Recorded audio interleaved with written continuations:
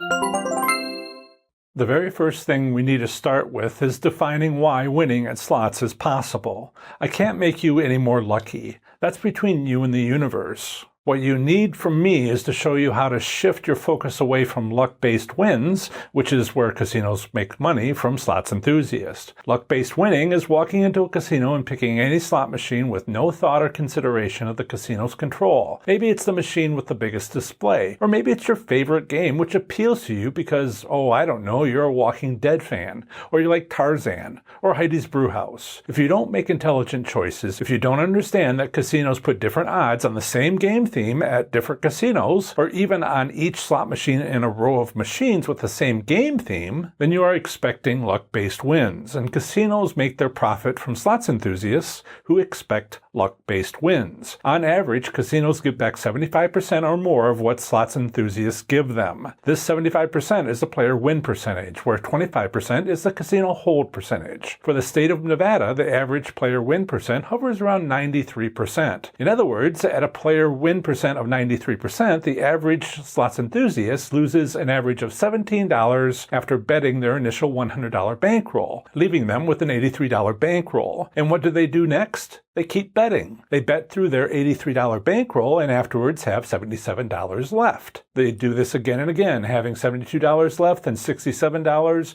then $62, $58, $54, and then $50 left. They've spent their entire bankroll 9 times and spent a total of $623 with only half of their initial $100 bankroll left over. But that's the result of the average slots enthusiast using a luck-based strategy of winning, or should I say losing. Yes, it can be great fun to spend $50 to be allowed to spend $600 playing slots. That's what casinos offer to entirely luck-based players.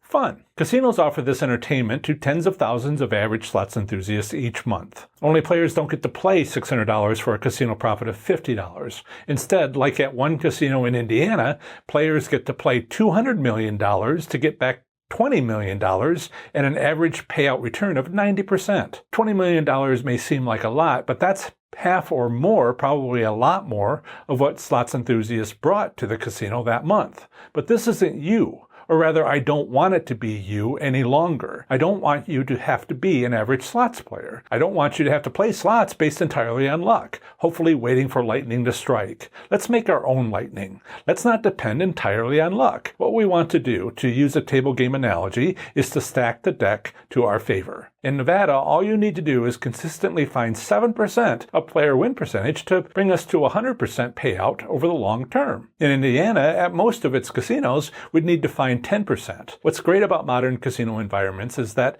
7 to 10% is there to be found. What's going on is that casinos have central servers wired up to every slot machine in their casino. These casino operating computers came out around 2012 and casinos jumped on them. They couldn't switch over to using them fast enough. Why? Because they were able to get rid of an army of slot machine mechanics, or at least most of them, because those were the casino employees which had previously adjusted the odds of winning by opening each, punching in a code from the slot machine manufacturer to select a different setting for the odds of winning, close it up, and move on to the next machine out of thousands. This would take days, sometimes a week and a half, all to let the casino adjust their financial performance metrics, and then it would need to be done all over again. With central servers, casinos saved money by reducing mechanics to just those needed to perform periodic maintenance, repair broken buttons, and install new or remove old machines. But more importantly, casinos were able to adjust their financial performance metrics on the fly because the central server could do it remotely, instantaneously, and whenever desired by the casino. And casinos desired to do this several times a day,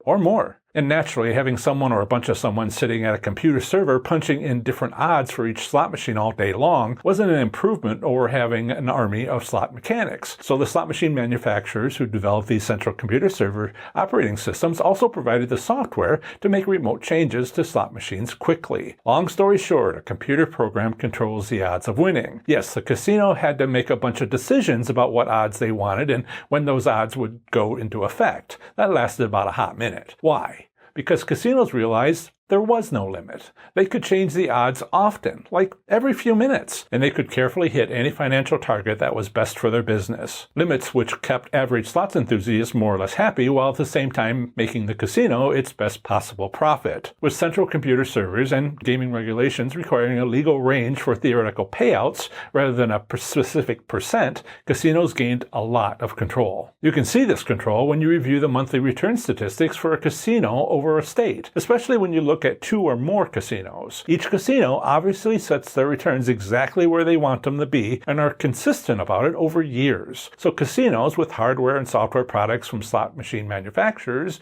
who offer far more than just slot machines, have control. And they've gotten a little crazy with that new ability to control their machines easily. Crazy, but consistent.